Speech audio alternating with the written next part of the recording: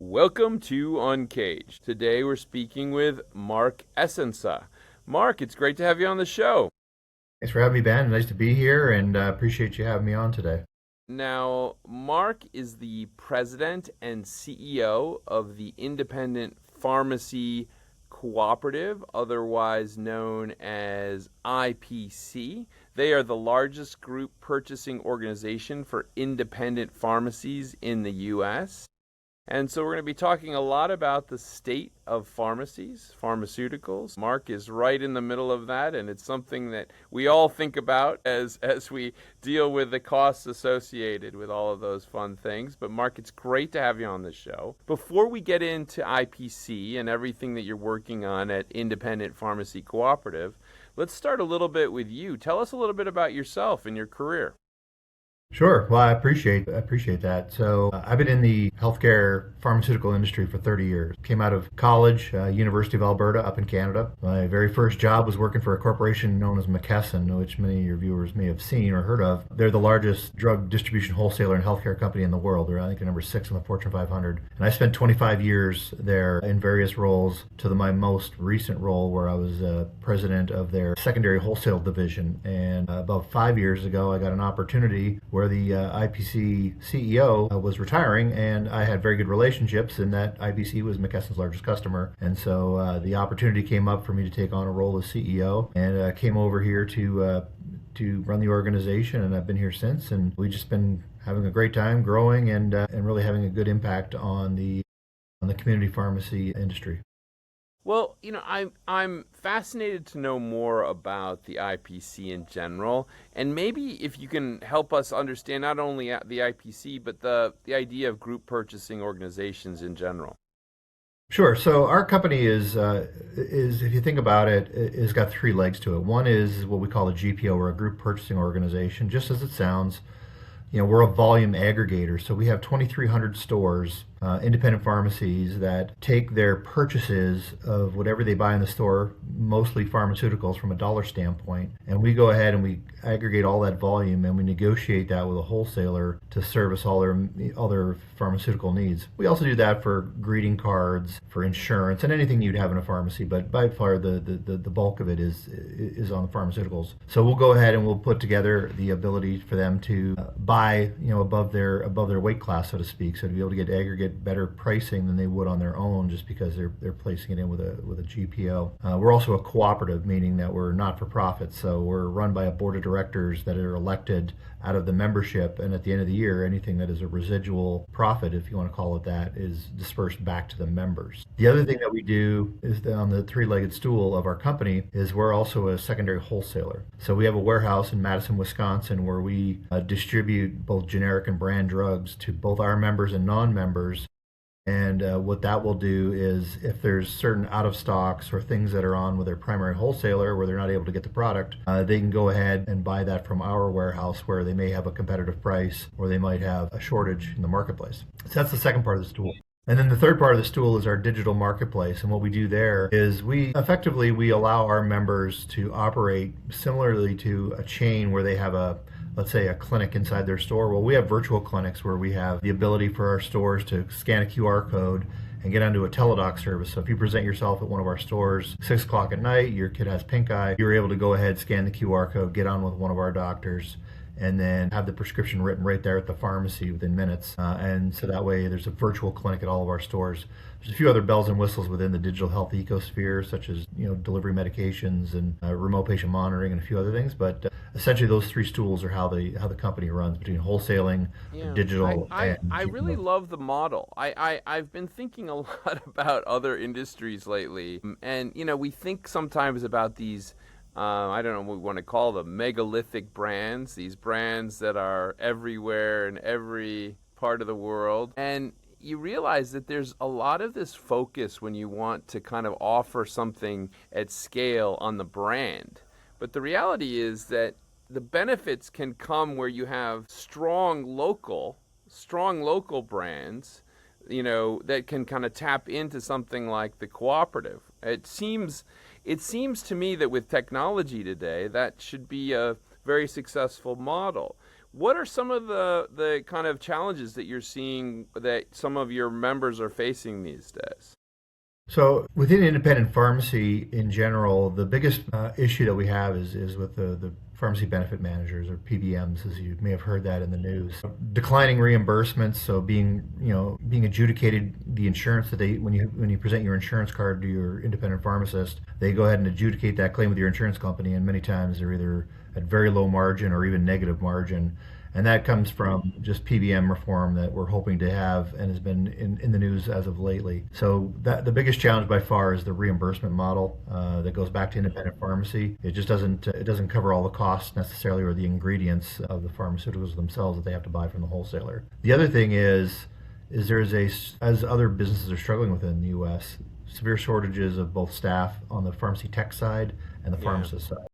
So being able to staff a pharmacy, for all the operating hours, making sure that you have enough staff on board to be able to fill all the prescriptions. That's the second biggest one. Is that there was a time not long ago where there was an abundance of pharmacists, but now it seems to be the shortage of pharmacists and pharmacy techs out in the marketplace. So that's as an independent pharmacy owner, a lot of members are having to pull double duty because you're an owner operator.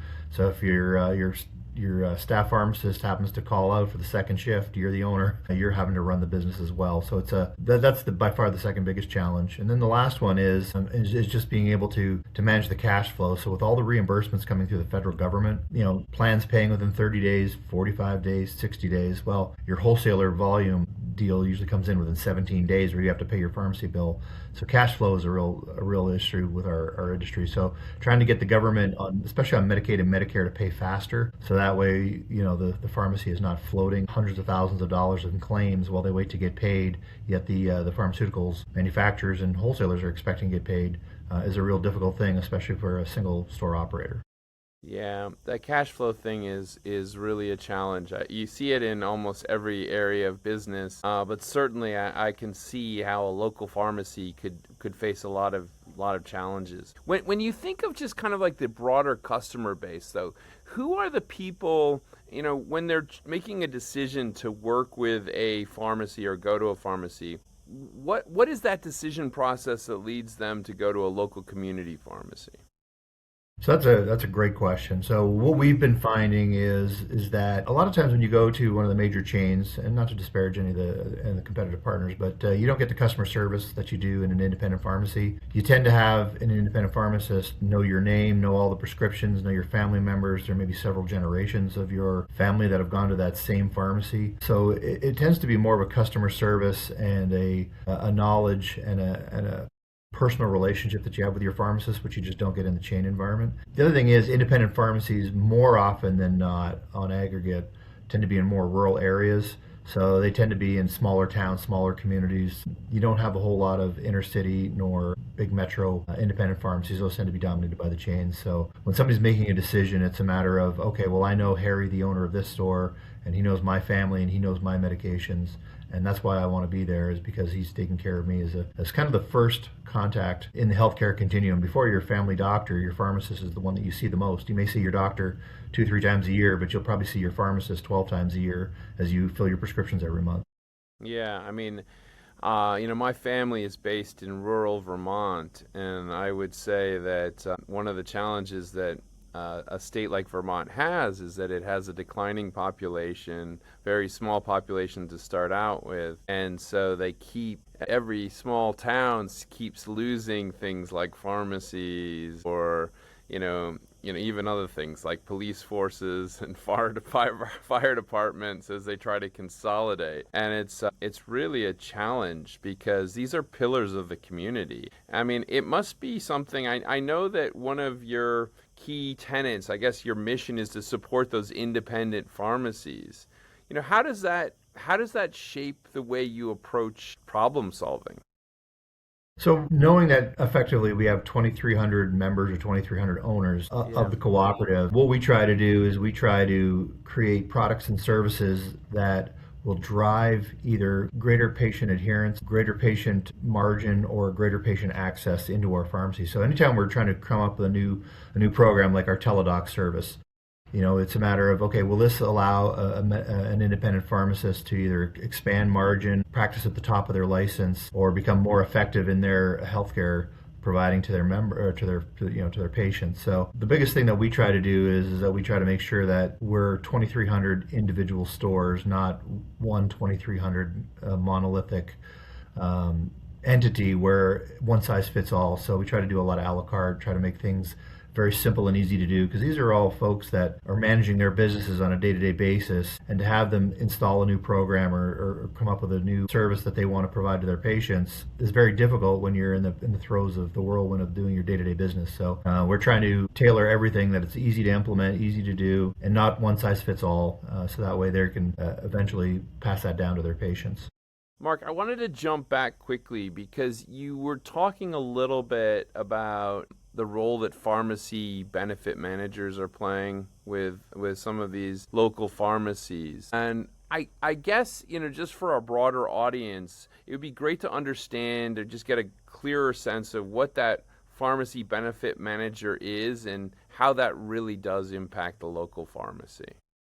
So what a PBM will do in general is they will aggregate a network. So what they'll do is they'll go to an employer, let's say a big massive employer, 20, 30,000 employees, and they'll say, we can guarantee that you'll have a pharmacy within 5 miles of every one of your patients or every one of your employees, and we will go and sign up these pharmacies. So what they do is they go out to the marketplace and they sign up pharmacies, both chains, grocery stores, obviously independents as well, and they will put out a contract for reimbursement, and they will price that contract as such as how many, at what price can they continue to raise or lower the reimbursements, I should say, until people are not willing to accept the contract up to the point where they can guarantee those 5 miles within a patient entity. So what will happen is that it goes to the lowest common denominator. The chains have a much better or different cost structure than do independent pharmacies. And the independent pharmacies may get cut out where they're not either going to be in the network where you can't be used at all, or you won't be in preferred status, and so people will be driven to the chains. So what they try to do is that they try to reverse auction, a network out there who's willing to accept the least, and people will sign up for it. And the at the end of the day, independent pharmacies don't have the cost structures nor the other buy sides that maybe the chains do in order to be able to compete with this, and they get cut out of some of these networks, or they have to accept really low reimbursements, which is a volume play. Or, besides the volume, they're also trying to make sure that you're purchasing, other things within their store, other higher margin items such as your OTCs or your habit sundries or your medical durable devices, whatever they happen to be, in order to make the business make sense. But the PBMs themselves are one that are just constantly lowering both the quality and the cost of the system in order to drive down the cost as low as possible and maximize their rebates and profits. Yeah, well, I guess it's a reality of the business today, and it's a real challenge to deal with. I mean, I think we've seen procurement take over the back end of a lot of businesses in this process. That's for sure. But I mean, Marc, it's really an interesting business model, and I think it must be quite rewarding to work with small business owners, Main Street owners, and help them. But tell me a little bit about what drives you, what keeps your passion going for this space. So what I really like about it is, so I get to speak to independent pharmacy owners every single day, and a lot of folks, when they go into the business, they go into business under I'm going to serve my community. They go under very altruistic reasons why they decide to open a community pharmacy versus going to work in a chain or work for a manufacturer. And so they have that passion for their business. They're individually invested in what it is the outcomes of their pharmacy is going to be. And that translates well up into the cooperative, where we have the 2,300 individual stores coming in and wanting to be successful and having a passion for their business and leaning on us a lot of times in situations where they either get themselves into a cash flow situation or a low margin situation where the business is no longer sustainable. It's very heartbreaking, some of the stories that we hear of people having to close their pharmacy or having to sell it after being a third generation pharmacy. So what really drives us back at the office, and drives me in particular in person, is that making sure that our members are sustainable, they can be a healthcare destination, for the long term, and be able to serve their communities. So we really love dealing with our members and all those individual people that have their goals and for their communities, and really helping them out to make them achieve those. Yeah. Well, I have, I guess, maybe a personal connection with the pharmacy world. When I was a preteen, there was a local pharmacy in my hometown, and it was the place that I got probably my first job. Working with them, helping kind of drop medication off to people that couldn't make it to pick it up and things like that, and just being a runner. But it's kind of like how I started, and I just can't help but think of pharmacies really at the center of their communities. But, as you think about how this industry is going to continue to evolve, Marc, I mean, we're still going to see pressure from procurement groups like the PBMs. But tell us a little bit about how you see this thing shaping up over the next, let's say, couple of years. So the good thing is we tend to be on a bit of an upswing. So we've really hit the doldrums the last several years. There was some reforms that were done in the PBM space through the U.S. Congress that just passed that in 2028, at least the Medicare Part D plans are going to start to reimburse at reasonable and relevant reimbursement rates. So that's our biggest thing is that we're seeing some lawmakers up on Capitol Hill, which we spent a lot of time up on Capitol Hill, and we're doing a lot understanding the situation of what happens when community pharmacies go out and you create these pharmacy deserts, which are effectively a healthcare desert because your primary care physicians are closing down.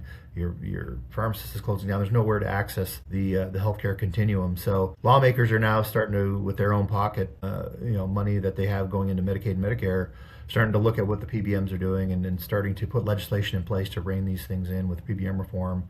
We've seen our first legislation that just passed, and at the state level, about 29 of the states now have PBM reform legislation, and every couple of months, a new state comes on board where at least they're saying that these things can't be done underwater, and they're giving a fair and relevant replacement. So I think the good thing is we're on the upswing as far as independent pharmacy. Our store counts are growing, at least in our cooperative, where we're able to help continue to sustain them into the future. And with the various legislative reforms that are going through, we believe that in the long term, it's a sustainable model, and we're heartened that that we're starting to see some light at the end of the tunnel.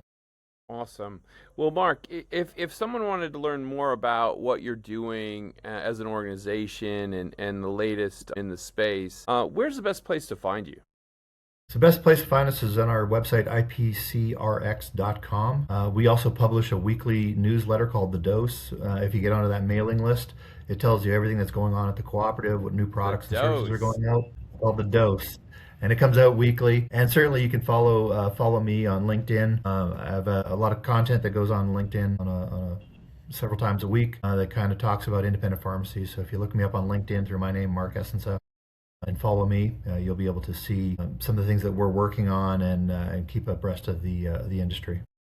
Well, Marc, it's been amazing having you on the show and really talking to you about what's happening in the pharmacy space and really kind of, I'd say, the benefits as well as some of the challenges that we see when you're supporting independent pharmacies, but also kind of like this kind of interesting model where we can have things that are working locally and connecting into the communities, but they also can actually have the benefits of scale and finding a way to do that and helping those kind of smaller players to maintain their competitive edge in the marketplace. Marc's also mentioned some of the challenges that we're seeing across the board on some of, I'd say, the medically related fields where there's talent shortages. And I think for those that are worried right now about jobs because of machine learning, take a look at some of this stuff, guys. These are real opportunities. These are real business opportunities for folks. So, Marc, thank you so much for being on the show today, and we look forward to having you back. Great, and thank you very much for having me, and thanks to all your listeners. Cheers. Thank you.